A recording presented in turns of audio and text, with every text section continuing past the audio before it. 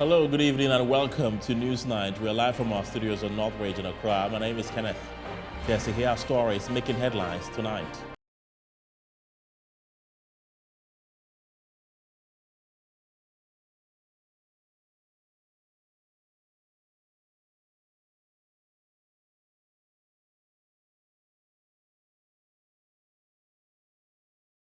Ghana Police Service heads to court for organizers of the Arise Ghana demonstration to change the time for the first day of protest, barely 2 days to the start of the exercise.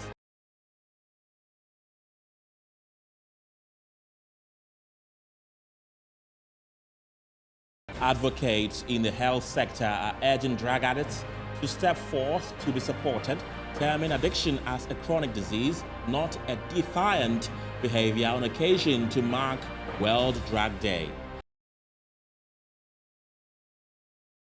Parliament passes the plea bargaining bill to amend the Criminal and Other Offences Act 1960 Act 30. We tell you how this impacts the justice system in Ghana. Rains and thunderstorms imminent tonight as the Ghana Meteorological Agency forecasts unconducive climatic conditions across the country.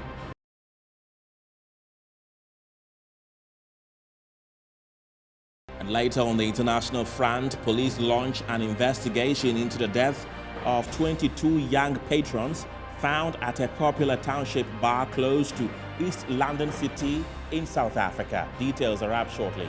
Stay with us.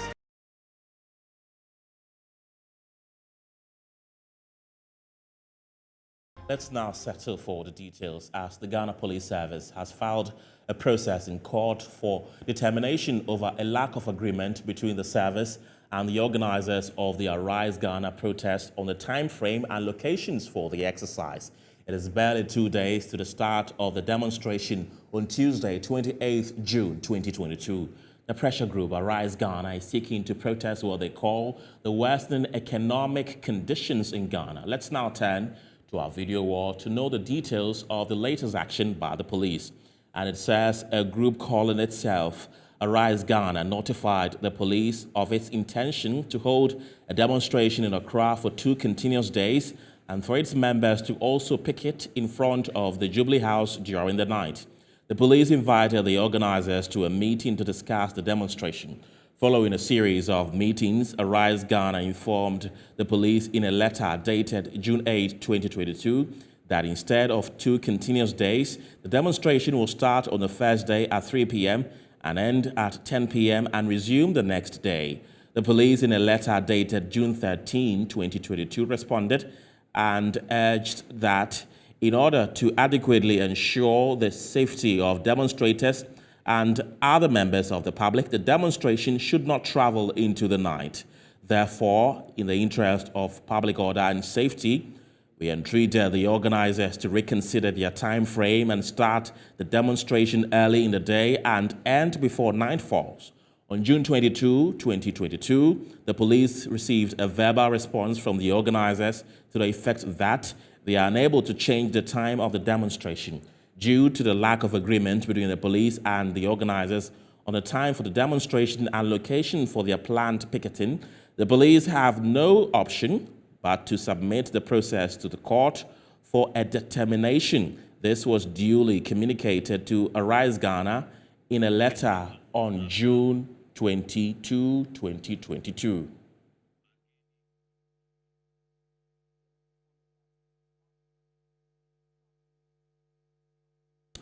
Right, now Parliament has passed the plea bargaining bill to amend the Criminal and Other Offences Procedure Act 1960, Act 30, sponsored by the Attorney General Godfred Dame. The passage of the bill will see to the formal incorporation of plea bargaining firmly into the administration of justice in Ghana for the first time.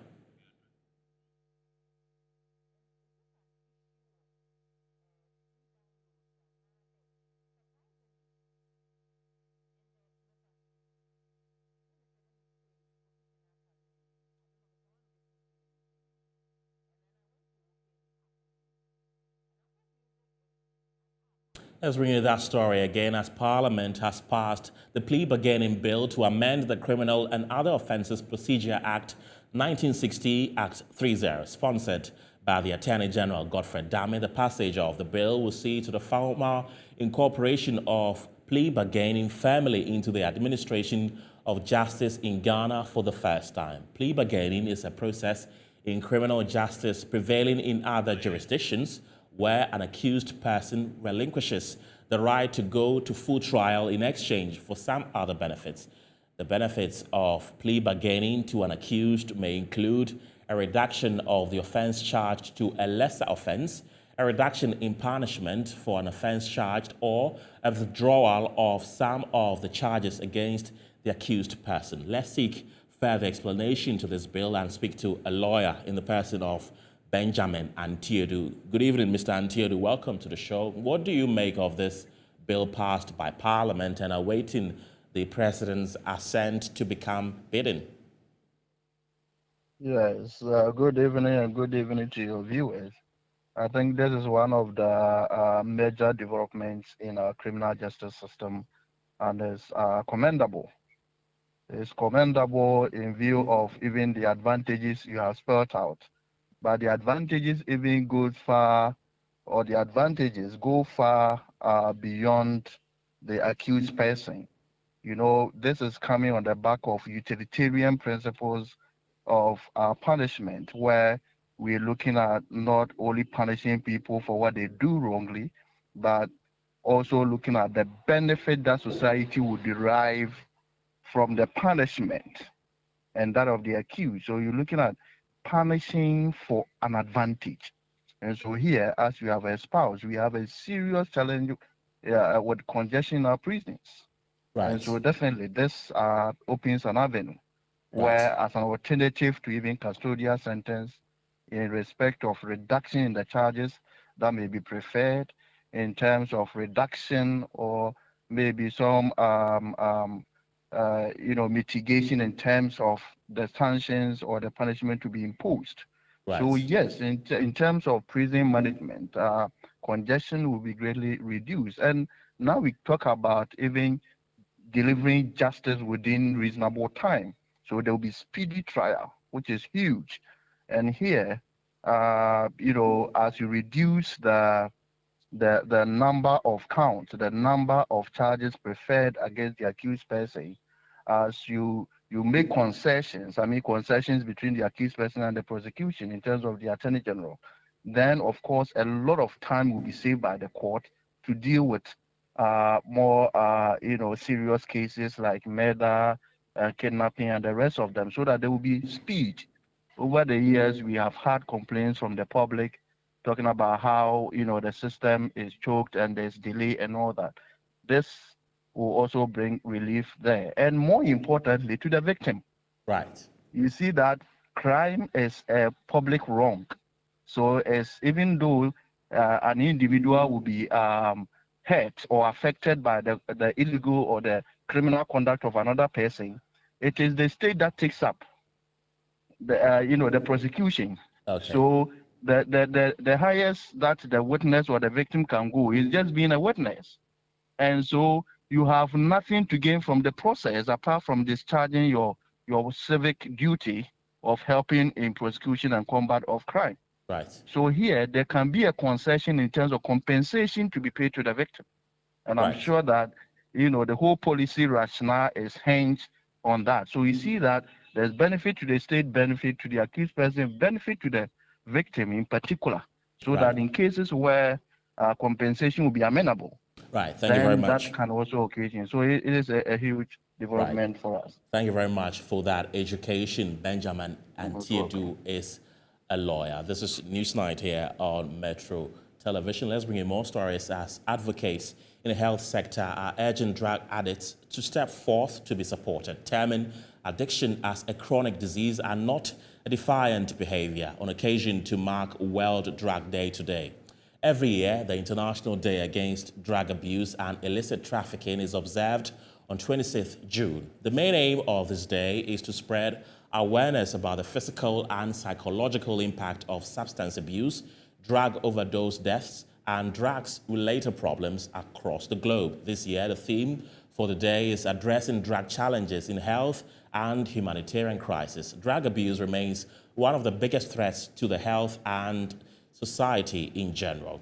It's one of the major issues that the world is struggling with and which needs to be completely eliminated from the society. Earlier on Newsbeat, Jamilatu Hussein, who is a psychiatric nurse specialist at the Accra Psychiatric Hospital, encouraged persons battling drug addiction to be willing to receive help. She also urged Ghanaians to see the condition as a disease and not moral defiancy to be handled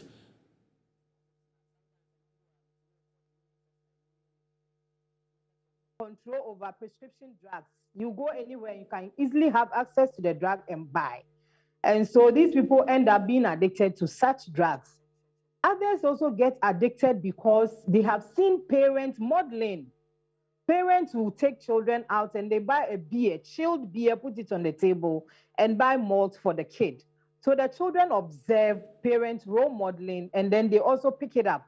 They think it is normal, it is good. If my parents are doing it, why can't I do it? Again, in school, our children are told that if you take marijuana, you become smart, learn hard, you become the first class student. And this is a myth. They actually believe it and then follow it up before they realize they are addicted. The society should know that it is not a moral deviation, because that is a challenge we are faced with as addiction specialists.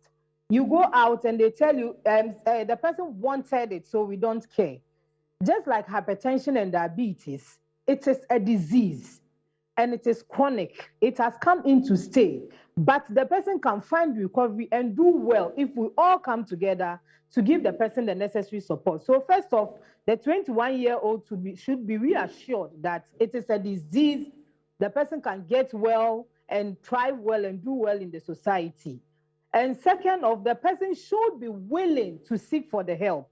Because yes, some get to know, but they are afraid to come for treatment because of stigma. The person should know that we don't stigmatize in our various facilities. He should be willing to come for treatment. And then after treatment, the instructions given, he or she should be willing to follow the instructions and be ready to help others as well come on board. So further to Jamilatu's submission, other experts are calling for more sensitization to orient young people against drug abuse. I've been joined by Labram Musa, who is the Executive Director of Programs at Vision for Alternative Development. Good evening. Welcome to Newsnight. What difference has the passage of the new drug law by Parliament made in the management of drug addiction in the country? Yes, thank you very much for having me, and good evening to your viewers.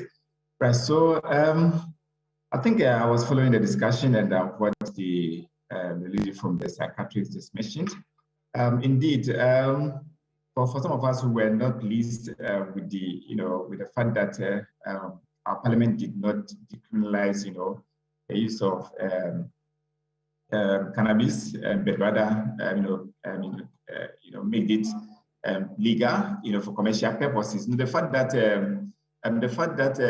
as a country, we are always quick, at ensuring that we prioritize issues of, financial support than looking at the health consequences is something that we need to re-look at again, because research has shown that the health consequence, the health burden that a country, or countries normally will go through as a result of drug abuse and drug addiction, is very much higher, when you compare it with the financial, or the resources or taxes that governments sometimes would use as a basis, to get this in pass. So for us, but of course, once Parliament has passed it, we would continue, and we have continued to raise awareness about the fact that people need to be conscious about their health, the fact that these products do not have, any benefit whatsoever, but what it does is to destroy them, to maim them.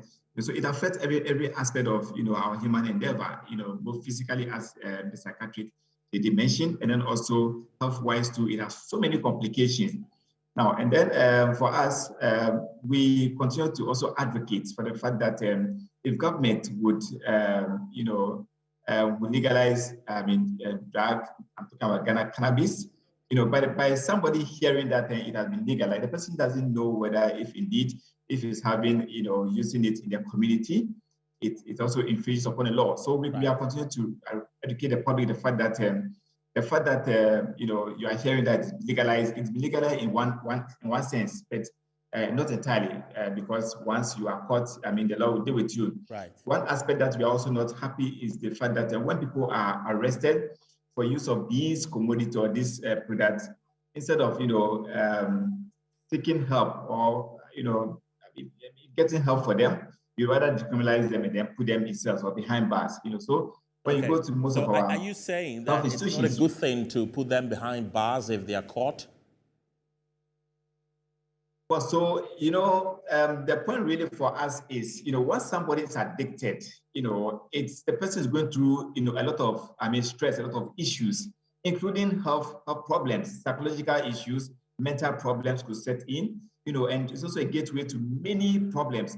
So we would always advise that once people are, arrested or found in this illicit, or use of these drugs, we should first and foremost, refer them to the clinicians for them to seek, some, medical care rather than just pushing them behind bars. Now, if you go to our prisons, you find most of the youth there, and there's no dedicated program or deliberate program to bring them out of this situation. So we just dump them there, and then they become, a burden or a threat to society. Right. These people actually need help. They need support. So if I understand you, as a matter of agency, should. If I understand you clearly, you're trying to say that if these people are caught and arrested and put behind bars, it further puts more strain on their mental health, correct?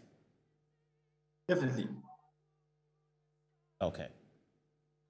Yes, so that's the point. So for instance, let me give you a quick example. Recently, we heard that some students in one of the secondary schools, use shisha, and instead of, the health authorities or the school authorities giving them some support to take them out of the problem, they were stuck to go home. So we are saying that the system needs to be, redesigned to extend that when people are found in these health-related problems, we should not, criminalize them and put them behind bars. Though we know that's an offense, we can look at the criminal aspect, but on top of it, we should give them some level of counseling, some level of medical attention, so that we try as much as we can take them out of it. Right. Instead of just, decriminalize them, putting them behind bars. Otherwise we are going to complicate our issues, Right. Thank you very much for speaking to us tonight.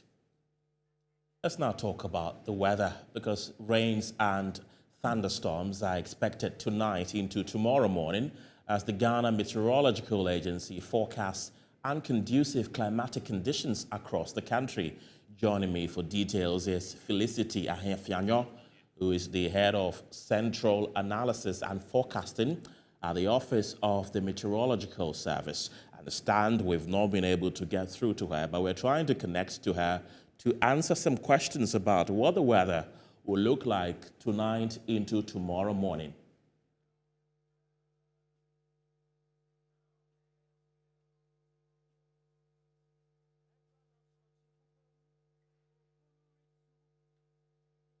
Right, and Felicity is on the line right now. Felicity, good evening. Welcome to the program. How is the weather going to look like tonight into tomorrow morning? Thank you so much. We are expecting a weak storm, which is going to engulf the country, stretching from the north to the coastal belts. But then conditions are not favorable, so it will induce cloudiness over the coastal belt with a possibility of slight rain occurring over places. But then those of us over the middle, the transition and parts of the northern sector, we will experience thunderstorms with rain tonight. Up to the early hours of tomorrow. The areas that will be affected first will be those of us over the eastern flank, Ketekrachi, Dambai, Pando, and then those areas over the upper east and then the northeastern side, Then later, those of us over the western flank will also be affected. So we should look out for some rain and thunder as we sleep tonight. Tomorrow morning is going to remain mostly cloudy over the 16 region.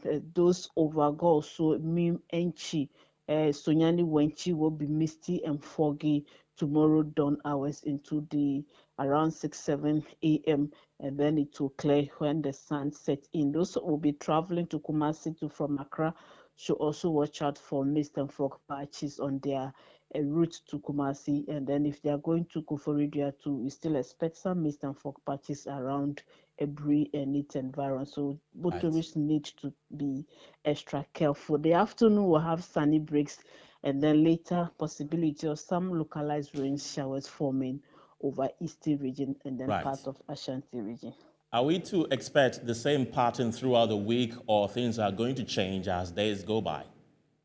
Things are going to change as they go by. We'll have some break before another rainstorm will come. Right. Help us know what's going to happen in the northern sector of the country from tomorrow. Tomorrow going, they will still be experiencing rain and thunder. Once the one that we are anticipating tonight pass through, tomorrow, that will be Tuesday to Wednesday, there is a likelihood of another system that will affect them. And then now the concentration it will be on them because they will be experiencing more of the thunderstorm with rain. Clouds as the season in which we are entering into as the intertropical boundary pull over the northern hemisphere. Right. Okay, Felicity, what are the chances of these forecasts happening? Currently, we are working between 60 and 80% chances, but then some areas are having 40% to 60% chances. Okay, thank you very much. Felicity Ahefyanyo, she is with the Ghana Meteorological Agency. We'll be back after this break.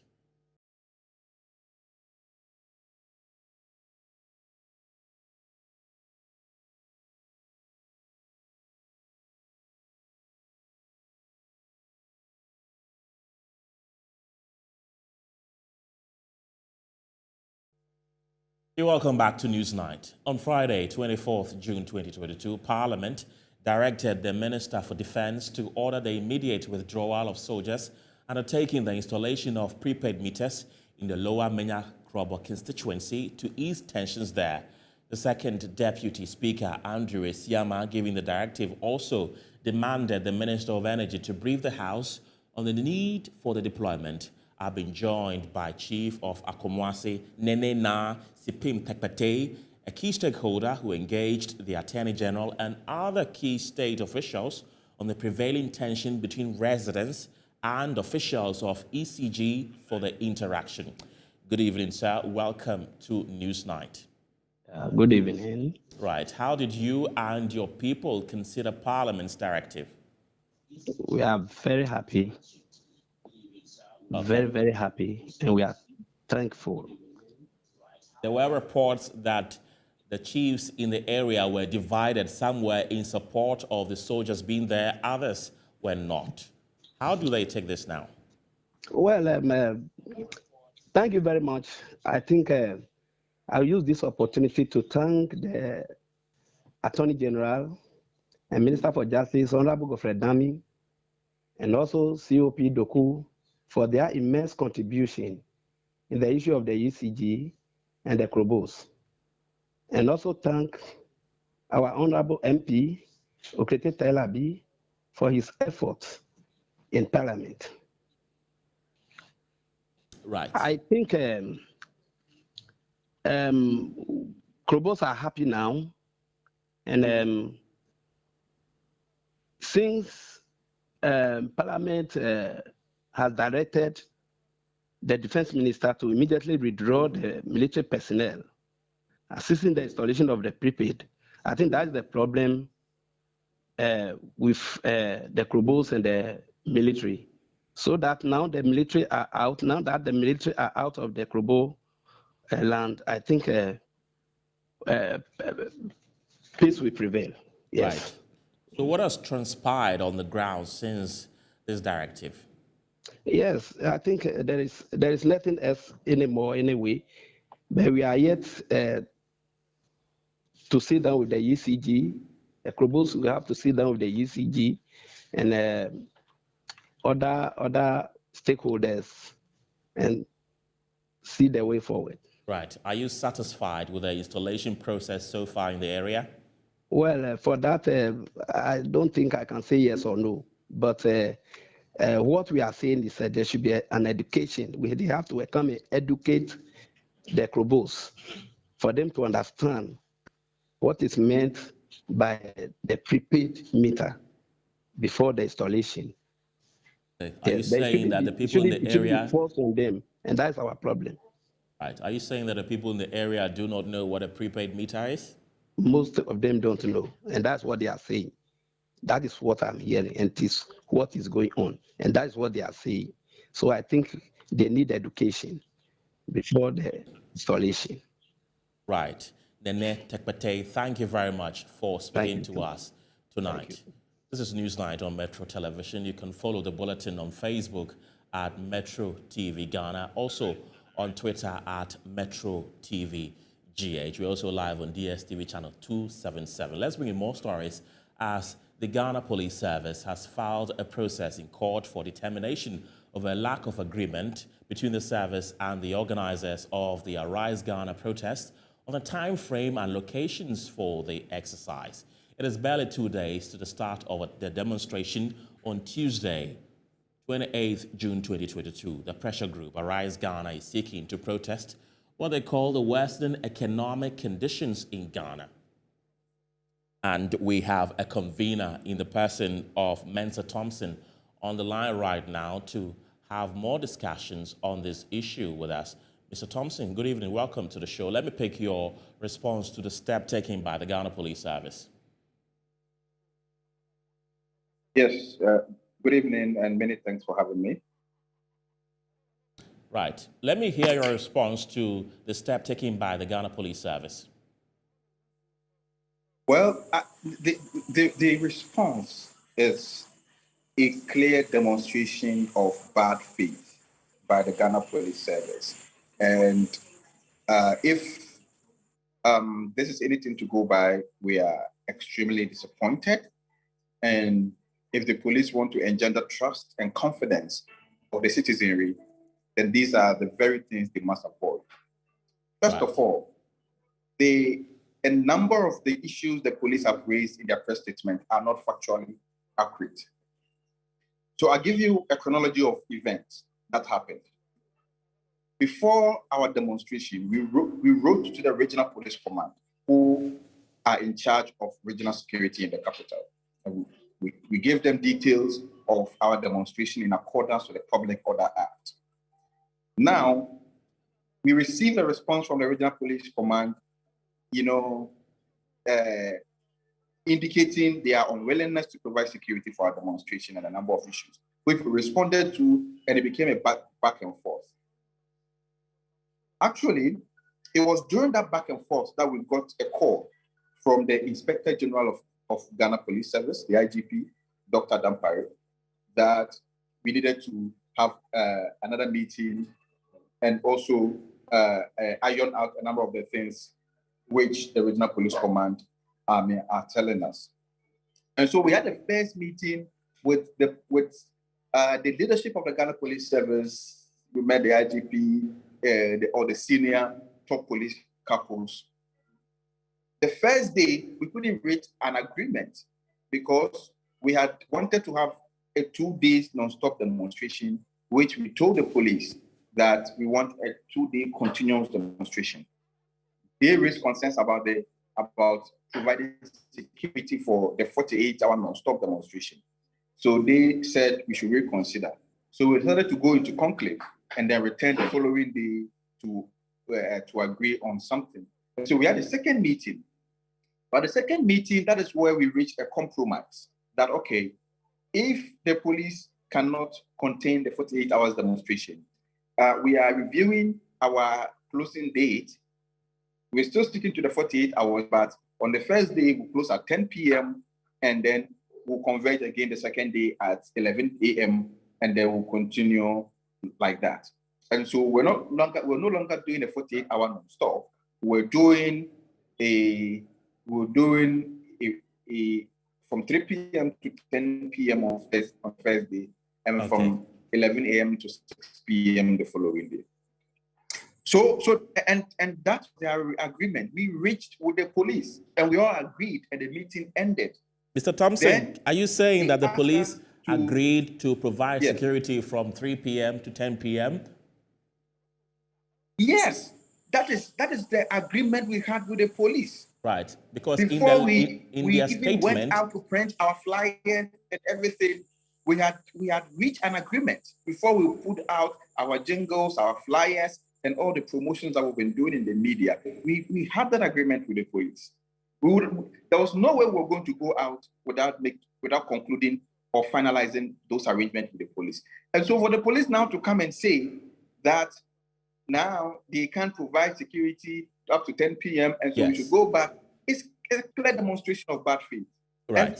And in fact, we warned the police because we were very sure this was going to happen. So we told the police that this agreement that we've reached, if tomorrow they call us, they allow any politician to go and manipulate them and they call us that we should change the time, we are not going to budge. We made this indication very clear to them. And so we are not surprised that this is happening, but we are disappointed that the police is allowing themselves to be manipulated by certain unknown hands. So is this going to result in a change of plan?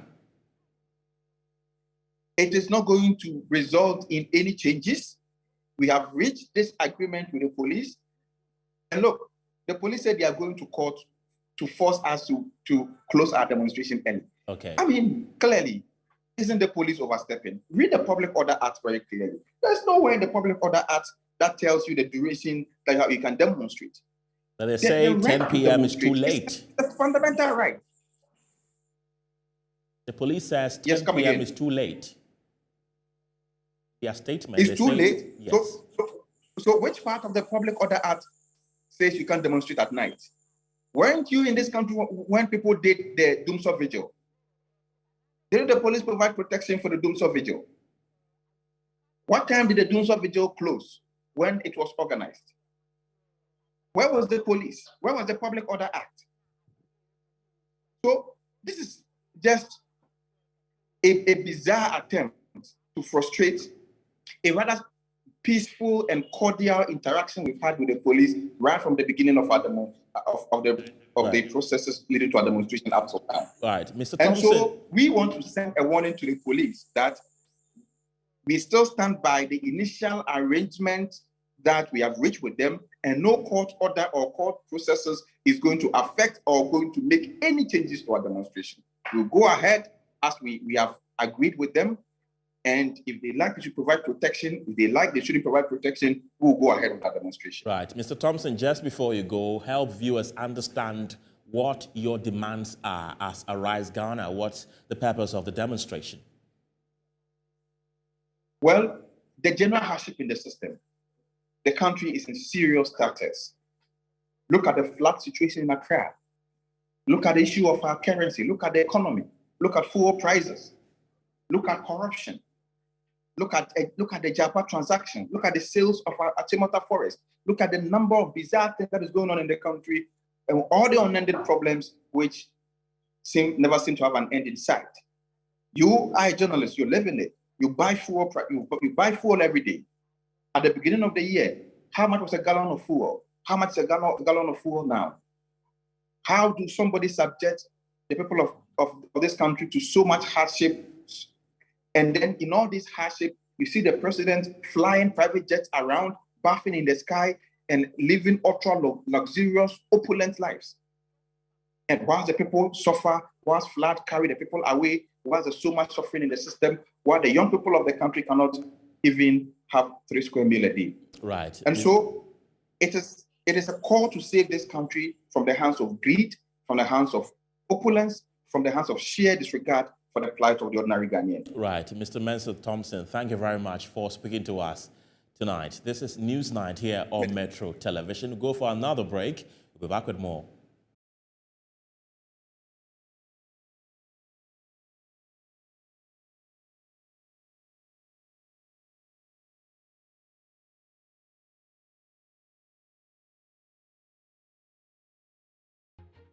Hello again. Business news is next.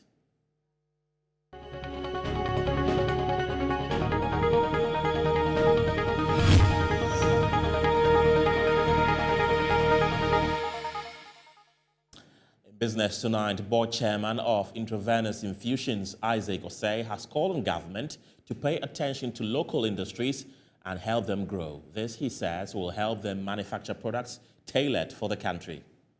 Board Chair Isaac Osei was speaking after addressing shareholders at the company's annual general meeting in Accra. He said Intravenous Infusions is one of the few Ghanaian manufacturing firms that benefited from the government stimulus package aimed at reviving its operations. According to him, COVID-19 and the ongoing war between Russia and Ukraine has gravely affected global supply chains. However, the company is finding new ways of getting alternative supplies. COVID-19, Ukraine, war, you see, it's affected us adversely to the extent that the supply chain, is affected. It's impacted in such a way that you do not get the products at the time, your raw materials at the time that you need the products.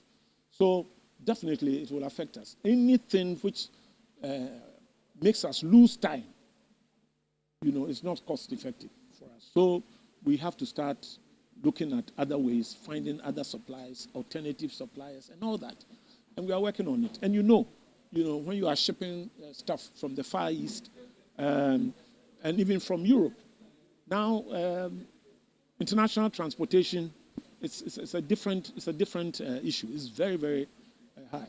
But we have tried to maintain, our prices because we want to serve the Ghanaian public. He added, government should rather support local industries to thrive. This, according to him, will help address the issue of fake infusions in the country. It's still very, very expensive for us to bring these materials in at this time.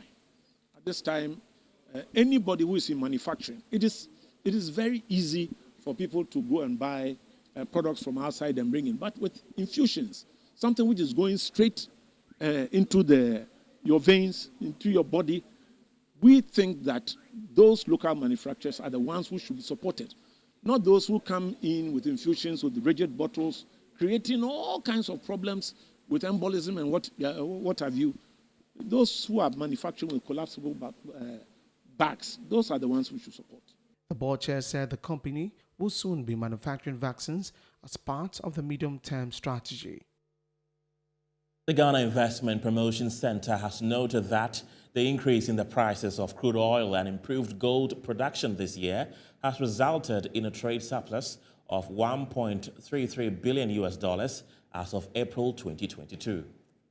The trade surplus of $1.3 billion in the first 4 months of 2022 was higher than the $1.1 billion achieved in the entirety of 2021. The improvement in the trade balance is attributed to an increase in the price of crude oil on the global market, as well as an increase in the country's gold output. According to the Bank of Ghana's data, gold topped the overall value of exports in April 2022, registering $1.87 billion, followed by oil, which recorded $1.85 billion. The excellent performance of crude oil exports in 2022 is, however, attributed to the price of the commodity on the world market. Well, there's some good news after all, as Ghana has become the world's largest exporter of yam after raking in $48 million last year. Trade surplus of $1.3 billion in the first 4 months of 2022 was higher than the $1.1 billion achieved in the entirety of 2021. The improvement in the trade balance is attributed to an increase in the price of crude oil on the global market, as well as an increase in the country's gold output. According to the Bank of Ghana's data, gold topped the overall value of exports in April 2022, registering $1.87 billion, followed by oil, which recorded $1.85 billion. The excellent performance of crude oil exports in 2022 is, however, attributed to the price of the commodity on the world market. Sports news is next.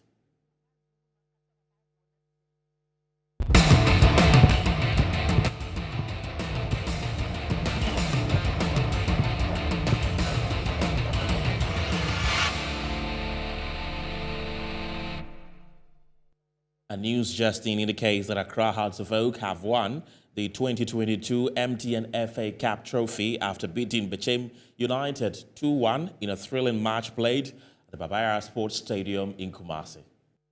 Congratulations to Accra Hearts of Oak. Now, the president of the Sports Writers Association of Ghana, Kwabena Yeboah, has endorsed Ghana's 2022 official FIFA World Cup travel and tour agency, Kempon Travels, to deliver traveling packages as expected by most football fans. I'm excited today is an understatement. For the simple reason that for the tens of thousands of Ghanaian supporters who will be flying to Qatar for what would be one of the best World Cups, they'll be flying under the umbrella of Kempon Travel and Tours. And why do I make this point? I've known Mr. Kennedy Japan Kempon for close to 3 decades. And I must say that I think we're in good business with Kempon. And let me say that I encourage as many people as possible to fly to Qatar for the World Cup. And the stadia I saw in Qatar represent some of the best in the world. And the Qatar World Cup is going to be one of the best ever. So I'll encourage as many of you as possible to get on board, to go and cheer the Black Stars. And don't forget, we have unfinished business with Portugal. And we have an unfinished business with Uruguay. So it's all to play for. The team is getting very, very good. And once Kempon's Travel and Tours is on board, the team is ready. Qatar is going to be ready. Now, in an attempt to support the healthcare delivery system in the Okuapeman communities, a US-based Ghanaian NFL star, Ezekiel Ansah, through his foundation, in collaboration with the U.S. humanitarian organization MedShare, has donated some assorted health items to 14 health centers in the Eastern region. We'll be back after this break.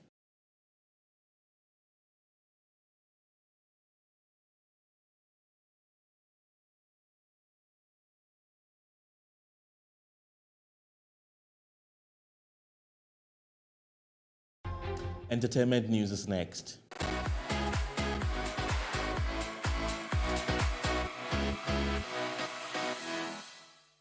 In entertainment tonight, award-winning Ghanaian singer Fameye has revealed that the new sound found on his latest album, Songs of Peter, is a result of him growing as a musician and getting enlightened about his style of music. My music has not been changed. I just found something better that I can do with myself and my music, you understand? So, and I'm just growing. I'm not rebranding or, so you understand? So I have not changed personally, my lifestyle, nothing has changed. But I'm more enlightened about my music and my career and where I want to take my life and music career to. It's not just about today. You know, I think about tomorrow. So my album, you know, it be special and it has a lot of reasons. And you know, go feel happy for it right now. If I catch Peter down, because right now, you are talking to Peter, not Fameye, you understand? And it will take time for people to understand who Peter is. Because Fameye was way different, you know. More people know Fameye for Ghana, you understand? But a lot of people don't know Peter. I stand to be corrected. Perhaps it's true, perhaps it's not true. Because for me, I think TikTok never told anyone, you understand? It can't meet the music industry. And it could have been said in a nicer way, but it's cool. For me, I'm doing my thing with or without TikTok. And if they support, yeah, I'm grateful. Why not? Because it's a bonus. It will promote my brand and all of that. But, yo, yeah. Now, the kingmakers of English Yamanfro are unhappy that the father of Shatta Wale, Charles Ni Akrama Mensah, is holding himself as divisional chief in the area. The traditional authorities have therefore issued a stern warning to Shatta Kapo, as he is called, to desist from claiming that he is a chief in the area. This follows how Shatta Wale's father's name appeared in an obituary of his late wife, Stella Gasu, as divisional chief of English Yamanfro, with a stool name Nyomo Bay II. Commenting on the issue during an interview, the Mankralo of English Yamanfro Ni Kwashe Ama IV revealed that Ni Akrama, that is Shatawale's father, was once taken to court to sign a statement of caution to stop parading himself as chief, yet he has refused to comply.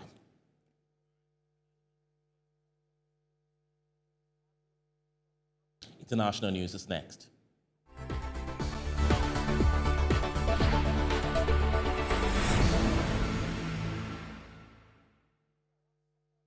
At least 22 young people were found dead at a nightclub under mysterious circumstances in a township in South Africa's southern city of East London. Brigadier Kinana said on Sunday police were alerted by members of the public to the incident at Scenery Park. The circumstances under which they died are under investigation, Kinana said, adding that it was too early to determine the cause of death of the young adults aged between 20 and 22. The bodies were transported to state mortuaries where relatives are expected to help identify the victims.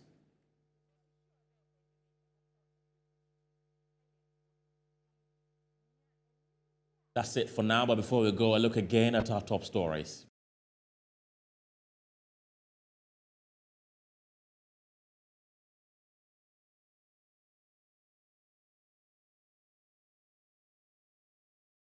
Ghana Police Service heads to court for organizers of the Arise Ghana demonstration to change the time for the first day of protest, barely 2 days to the start of the exercise.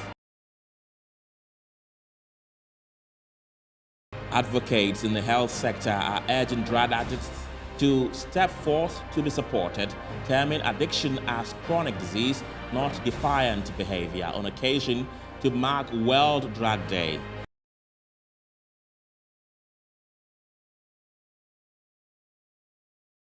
Parliament passes the plea bargaining bill to amend the Criminal and Other Offences Act 1960 Act 30. We spoke to a lawyer.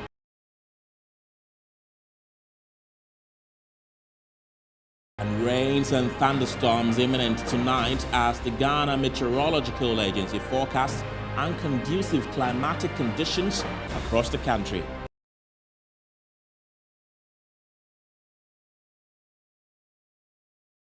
We also took you to South Africa, where police has launched an investigation into the death of 22 young patrons found at a popular township bar close to East London City in the country.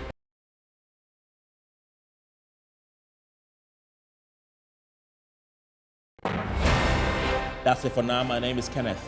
Yes, have a good night.